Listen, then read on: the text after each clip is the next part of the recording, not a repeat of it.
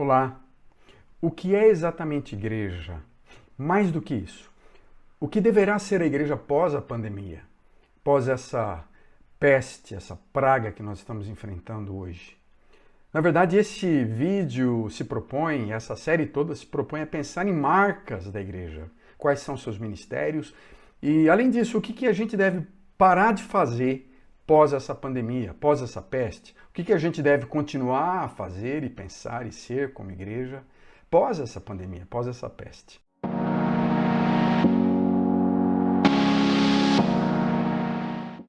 Eu recebi um comentário essa semana, depois do meu primeiro vídeo, e a gente sabe que nas redes sociais há todo tipo de gente, todo tipo de espécime humana, não é? E um indivíduo chegou para mim e falou assim: olha, vocês são muito safados, vocês, líderes de igreja, são pilantras. E na verdade, eu entendo de onde ele parte, porque nós conhecemos muitos aproveitadores, é verdade, muitos líderes que são marqueteiros.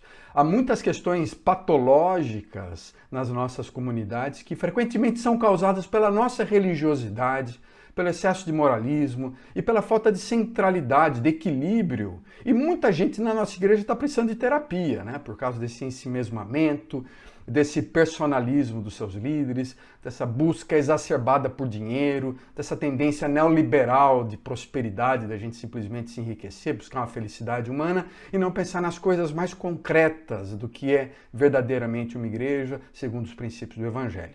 Então, o nosso interesse aqui é dizer o seguinte, que nem todos são assim. Há muita gente séria. Eu tenho encontrado na minha caminhada muitos líderes honestos, fiéis, verdadeiros discípulos de Jesus, gente generosa, gente dadivosa, gente correta, não é?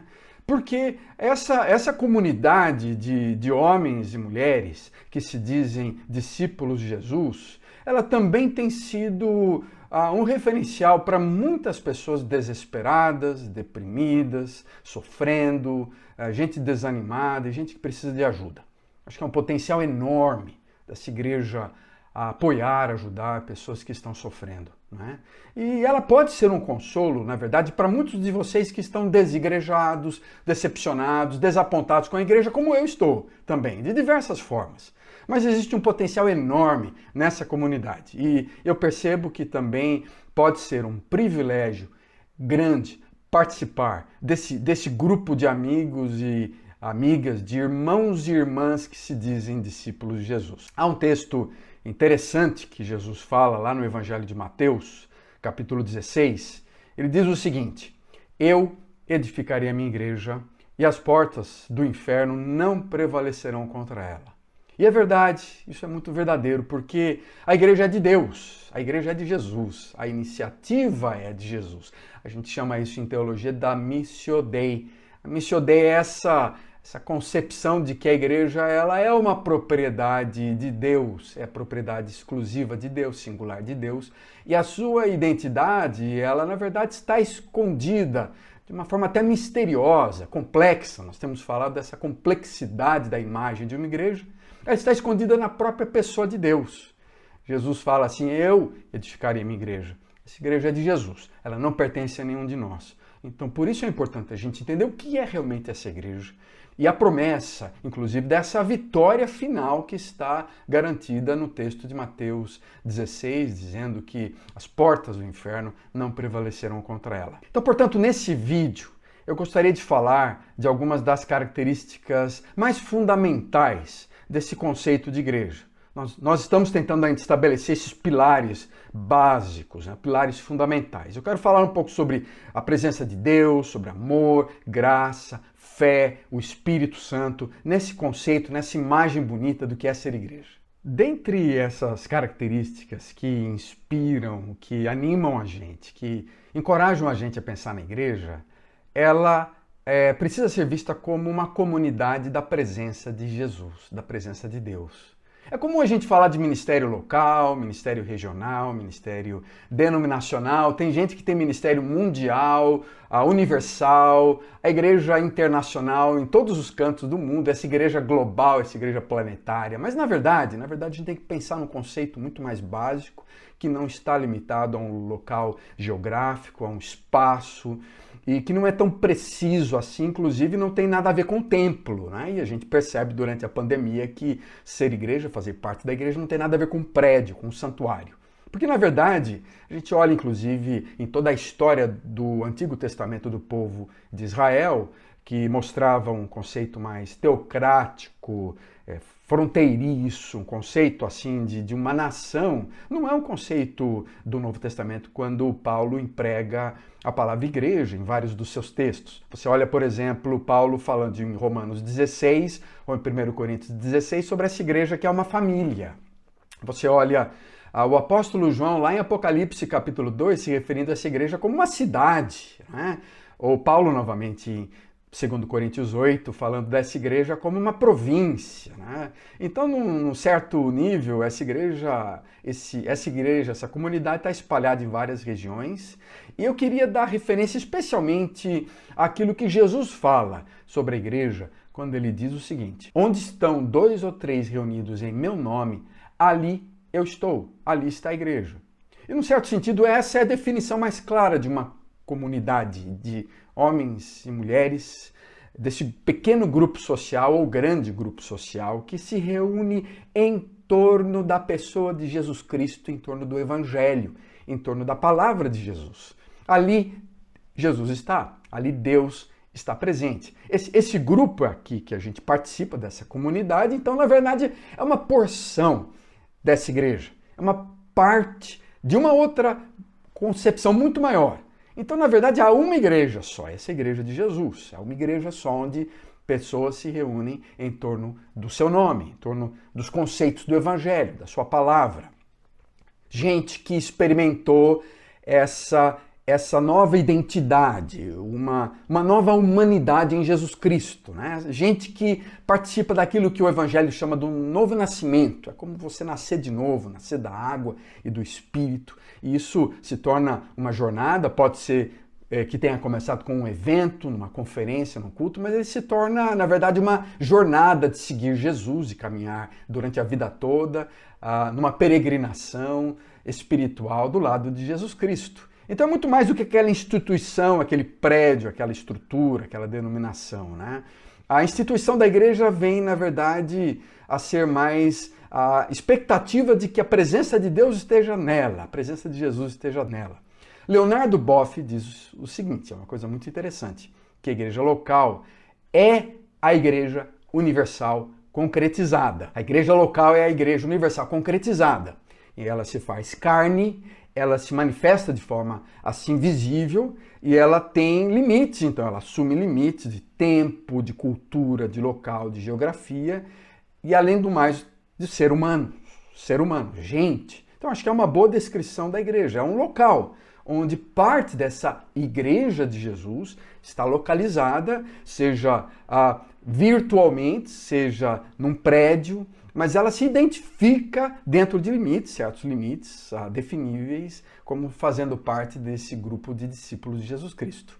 Então, nesse sentido, a igreja está praticamente em todos os lugares. Em qualquer lugar que você for, qualquer cidade que você viajar, vai ter um grupo de discípulos, com exceção de algumas regiões do mundo muito pouco alcançadas, onde o evangelho de Jesus não chegou. E aí, então, tem essa conotação, esse desejo por parte dos cristãos de levarem essa mensagem maravilhosa de Jesus àqueles que não conhecem, a regiões, a lugares que ainda não conhecem, não é?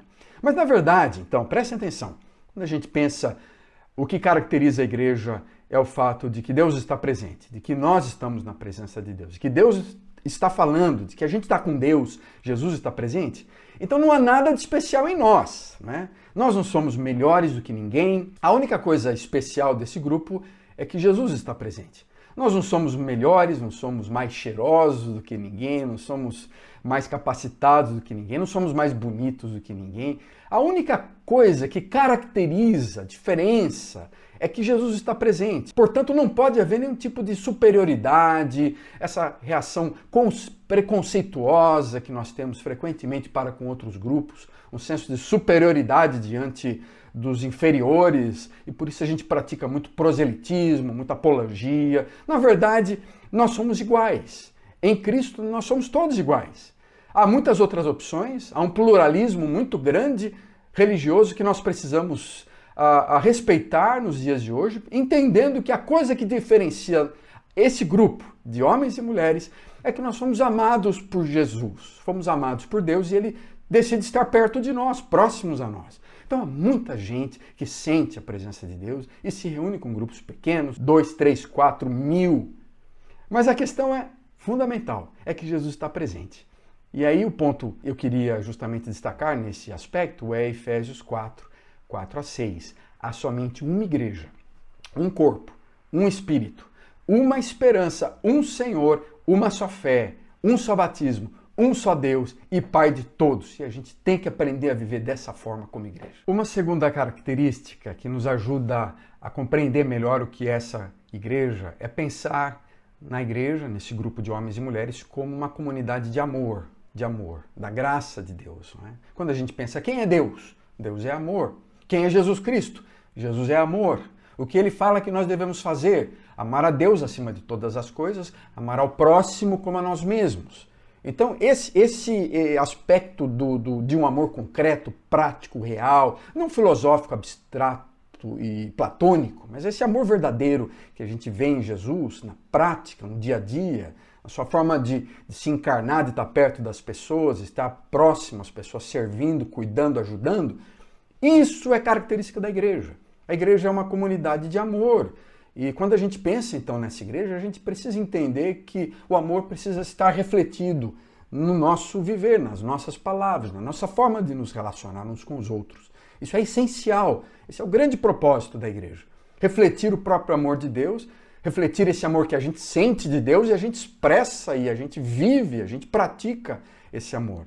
É interessante notar que a teologia fala que o próprio Deus é relacional, no sentido de ser amoroso. Deus, ele é relacional na sua trindade. Você sabe que há o Deus Pai, o Filho, o Espírito, é um conceito misterioso para nós, mas Deus, ele tem formas diferentes de se manifestar para a gente, como Pai, como um Filho, como um Espírito. Mas você vê uma relação entre eles, há muito comunhão, é muito da relação. Deus é um Deus relacional, Deus é um Deus amoroso e esse amor se manifesta na própria trindade, na própria, aquilo que o Jürgen Moltmann chama da doutrina social da trindade. Essa independência, autonomia e respeito entre as pessoas da trindade, entre as diferentes obras, a complementaridade ao mesmo tempo, diversidade no próprio Deus e numa relação puramente amorosa, 100% amorosa, sem interesses escusos, sem egoísmo, sem ensimesmamentos. Então Deus, ele manifesta Ele mesmo como exemplo para nós, que nós devemos aprender a amar uns aos outros. E Ele nos chama então para sermos homens e mulheres de reconciliação, gente que ama, gente que entende que a coisa mais importante é amar. Não é a hostilidade, não é o ódio, não é a polarização, não é a gente ficar criando picuinhas, brigando, discutindo uns com os outros. Resolver nossos conflitos de forma melhor, aprender a ser mais pacíficos, aprender a ser gente que reconcilia, que ama de forma verdadeira, não abstrata. A gente tem que parar de falar de amor se a gente não vive, a gente não sabe expressar, se a gente não pratica no dia a dia. Mas eu diria que é essencial que a nossa igreja tenha esse cheiro de gente que ama, esse perfume de gente amorosa. É fundamental para que a gente possa ser igreja pós-peste, pós-pandemia. A igreja, e aí eu termino esse ponto com John Stott, a igreja é um povo, uma comunidade de gente amorosa, que deve a sua existência à solidariedade e essa distinção coletiva em relação a outras comunidades. Há uma coisa que é bem específica, ela é chamada por Deus. Ela é chamada para amar. A terceira característica fundamental da igreja que nos inspira, que nos anima, é que ela é uma comunidade de fé. Fé é uma palavrinha pequena, complexa, que cada um na sua cabeça pensa o que significa de maneira diferente. Mas eu queria dizer que a gente, quando pensa em fé, eu queria me reportar a Romanos 10, 17, quando fala o seguinte: a fé vem pelo ouvir e por ouvir as boas novas a respeito de Cristo. A igreja, então, quando a gente pensa nesse grupo, a gente fala de homens e mulheres que responderam a um chamado de Deus, responderam ao amor de Deus, à graça de Deus, à presença de Deus. E eles respondem com o quê? com confiança. A fé, a gente abre os braços para Deus e fala, eu quero. Pela fé a gente fala, eu confio no Senhor, eu entrego ao Senhor, eu descanso no Senhor. Então há elementos aí da fé que tem a ver com ideologias ou uma visão intelectual, uma cosmovisão, conceitos que a gente entende, que fazem sentido, que eles definem melhor o que é viver nesse mundo. Há também elementos muito emocionais, elementos de confiança, elementos internos, de sentimentos, de gente que espera, que confia, que descansa, que se deita na rede, que se sente abraçado por Deus, que se sente amado por Deus. Então esse elemento é fundamental quando a gente pensa na igreja, nessa comunidade. Nós ouvimos Jesus e a gente responde com fé. A gente aceita. Então, há uma coisa que a gente não pode comprovar. Então, é algo que a gente experimenta. E eu não vou tentar enganar você aqui e dizer que é tudo comprovável, cientificamente, naquilo que a gente lê nos textos bíblicos. Eu não estou aqui para fazer nenhuma apologia, dizendo que você, vai lá procurar a Arca de Noé, vai lá e você vai ver onde aconteceu aquele fato. Eu creio nos fatos bíblicos. Mas Deus não se preocupa em prová-los cientificamente. Há vários elementos científicos, é claro, há várias questões que você percebe que é comprovável, mas o objetivo fundamental de Deus e do cristianismo é experimentar, é saborear algo especial. Isso tem dimensões intelectuais, dimensões emocionais, dimensões volitivas, decisões que a gente toma, quando a gente ouve essa boa nova, quando a gente se alegra com essa história, quando a gente sente que Deus vem e aquece nosso coração, a gente ouve, a gente confia em Deus, a gente entende que a espiritualidade é importante, a gente sabe que há uma questão transcendental que não dá para a gente explicar plenamente, mas eu quero confiar em Jesus e eu tomo a decisão. Então parte do ser igreja é gente que realmente ouviu esse evangelho, que foi proclamado de maneiras diferentes, gente então que fala, eu quero Deus, eu quero mudar de vida, eu quero me arrepender, eu quero andar com Jesus, eu quero que Jesus entre na minha vida. Então há um elemento de confiar. E aqui a gente confia nas promessas que Deus faz. A gente não confia na nossa própria capacidade de entender a vontade de Deus, não. Não adianta você tentar achar que Deus te prometeu uma série de coisas que Deus não prometeu. Mas há promessas muito claras na Bíblia. Há promessas de que Deus nunca vai nos abandonar, que Deus vai cuidar de nós, de que Deus é nosso Pai, de que Deus pode nos salvar, de que Deus nos adota como filhos, de que Deus nos perdoa, que Deus nos cura em várias áreas, Ele nos sara. Então, nós temos que crer e a fé nos ajuda a crer no cumprimento dessas promessas e a se apegar ao cumprimento. Como a gente, numa colmeia, dizia um teólogo antigo, você pega aquele mel da promessa e você vai permitindo que isso vá adoçando a sua vida.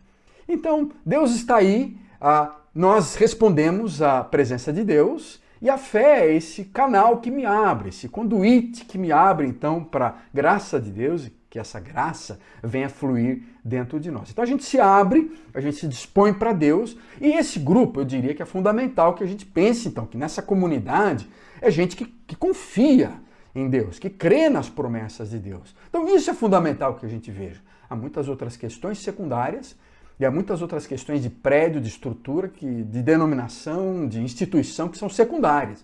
Mas é fundamental, é crucial que a gente seja pessoas que confiem em Deus, que se entreguem para Deus, que tenham segurança nas promessas, no grande amor dele. Portanto, fé em Jesus como Senhor, como Salvador, como aquele Pai amoroso, esse Deus generoso que cuida de nós, é fundamental para que a gente entenda o que é ser igreja. A última característica que eu queria falar hoje é a igreja como uma comunidade do Espírito Santo, não é? Quando a gente pensa nessa igreja que ela não pode ser ensimesmada, narcisista, egocêntrica, capitalista, vem à mente o texto de Ezequiel, quando ele descreve as pessoas como sendo ressurretas num vale de ossos secos. Ele está vendo um grande vale de ossos secos e ele vai vendo que esses ossos vão se formando, vão tendo forma, vão criando tecidos e carnes, mas que na realidade viram um bando de zumbis, um exército de zumbis. Eu, como você, já vimos vários filmes de zumbis e há todo tipo de zumbi, né? Mas é muito comum essa sensação de que nós somos como zumbis, apáticos, sem sentido, sem esperança, sem sonhos, sem vitalidade, sem energia. O ser humano frequentemente tem cara de zumbi, né? E a gente já encontrou muito zumbi aí pela frente. O que faz diferença, quando você olha lá para o texto de Ezequiel sobre o vale de ossos secos, você percebe que a visão de Ezequiel é que está faltando o Espírito. Está faltando que o Espírito de Deus venha soprar nesses zumbis, transformando-os em gente verdadeira que sente, que ouve, que toca, que tem energia, que tem felicidade. Né? Então essa presença do Espírito é fundamental quando a gente olha para a igreja. E você observa isso também frequentemente no livro de Atos dos Apóstolos, quando ele descreve o Pentecoste, né? Depois da partida de Jesus, os discípulos reunidos, perdidos, amedrontados, sendo perseguidos já inicialmente. Aí vem o Espírito, naquela grande festa de Pentecoste. E o Espírito se manifesta de forma corajosa, trazendo felicidade, trazendo alegria, trazendo esse poder da ressurreição de Jesus sobre a vida daqueles que se dizem agora seguidores de Jesus. George Led, ele diz o seguinte: falando estritamente, a eclesia, ou seja, a igreja, ela nasceu no Pentecoste, quando o Espírito Santo foi derramado sobre o pequeno grupo de discípulos que se constitui então no núcleo do corpo de Cristo. O George Lade continua dizendo o seguinte: o Espírito derrama o amor do Pai no nosso coração e nos dota de fé para confiar no Filho como único e suficiente Salvador. Consola a igreja em suas tribulações, preservando-a do mal, nutrindo, guiando a toda a verdade, capacitando para o testemunho, liberando para dar-se sacrificialmente ao serviço do mundo e fazendo-a participar dos prodígios e sinais da obra de Deus. E esse é um bom resumo. Eu acho que o George Lade tem um bom resumo daquilo que a gente pensa dos efeitos, dos sinais, das reverberações da vinda do Espírito, do Pentecoste. E eu não posso exagerar, gente, a importância do Espírito Santo hoje na vida da igreja. Pensando nesse momento que nós precisamos discernir os tempos, discernir os propósitos, entender para onde nós devemos ir, o que devemos parar de fazer na pandemia, na pós-peste. Nós precisamos refletir frequentemente que as nossas decisões são muito mais voltadas aos nossos planos, planejamento organizacional, nossos ideais de sucesso, nossos valores humanos, nossos desejos frequentemente influenciados por uma cultura neoliberal, e a gente para de depender do Espírito de Deus. E eu digo isso tanto para conservadores quanto para pentecostais, tanto para igrejas mais frias quanto para igrejas mornas e quentes.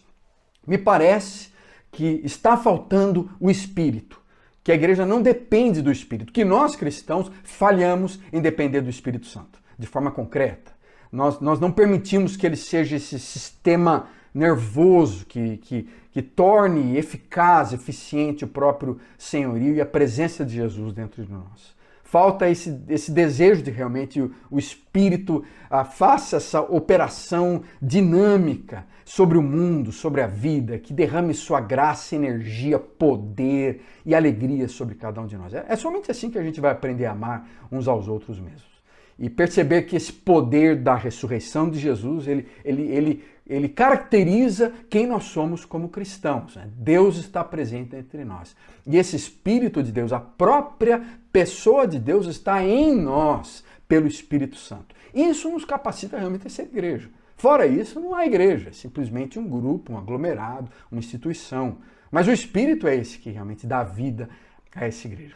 O nosso trabalho é aproximar o conceito do Evangelho, de quem é Jesus, de quem é o Evangelho, do que nós devemos ser como cristãos, da prática, daquilo que nós vivemos, daquilo que nós experimentamos e visualizamos ao nosso redor. Então é momento da gente repensar nossos modelos, é momento da gente parar de fazer coisas que a gente faz que não prestam, que deveriam ser abandonadas. São coisas que funcionaram talvez lá na década de 70, 80 do século passado, mas não vão prestar pós-pandemia.